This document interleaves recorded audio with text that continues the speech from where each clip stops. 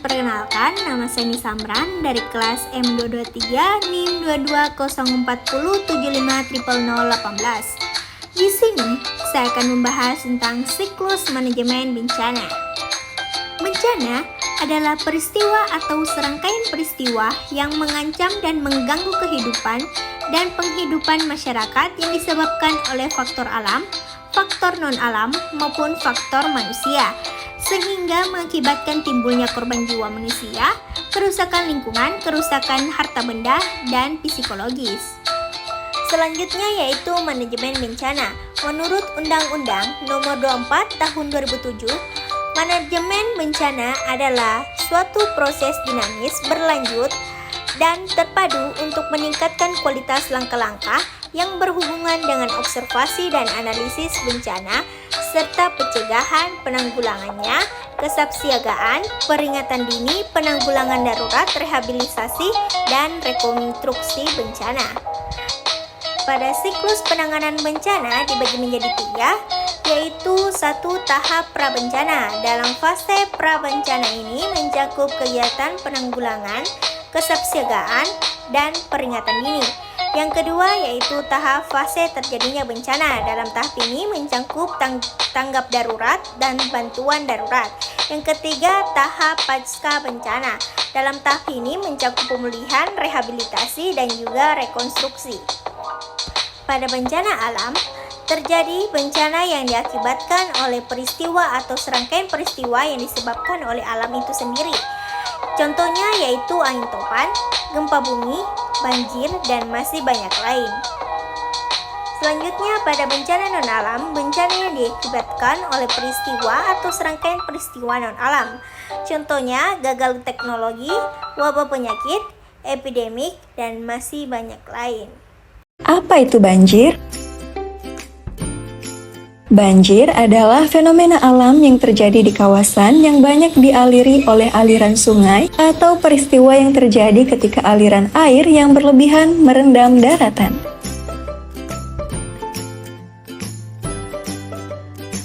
Penyebab terjadinya banjir adalah terkumpulnya curah hujan lebat yang jatuh dalam durasi waktu yang singkat pada sebagian das alur hulu sungai, runtuhnya bendungan, karena adanya longsoran, karena adanya pembalakan liar di daerah hulu, serta tumpukan sampah yang menyumbat aliran sungai. Terdapat 4 jenis banjir. Yang pertama adalah banjir biasa, kedua banjir rob, ketiga banjir bandang, yang keempat banjir dingin. Apa saja sih dampak dan kerugian dari banjir? Ialah bisa merusak lahan pertanian, bermacam tanaman seperti padi, cabai, atau yang lainnya bisa mengalami kerusakan akibat terendam banjir sehingga berpotensi gagal panen. Pemukiman mengalami kerusakan, lalu lintas kendaraan jalan raya terhambat, aktivitas kerja atau usaha manusia tidak berjalan lancar sehingga perputaran ekonomi tersendat. Banjir juga dapat membahayakan jiwa manusia dan hewan akibat tenggelam atau menyebarnya bibit penyakit.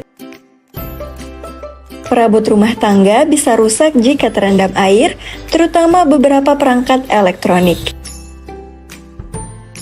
Mitigasi mencakup semua tindakan-tindakan yang diambil sebelum, selama, dan setelah terjadinya peristiwa alam maupun non-alam dalam rangka meminimalkan dampaknya. Tindakan mitigasi meliputi menghindari bahaya,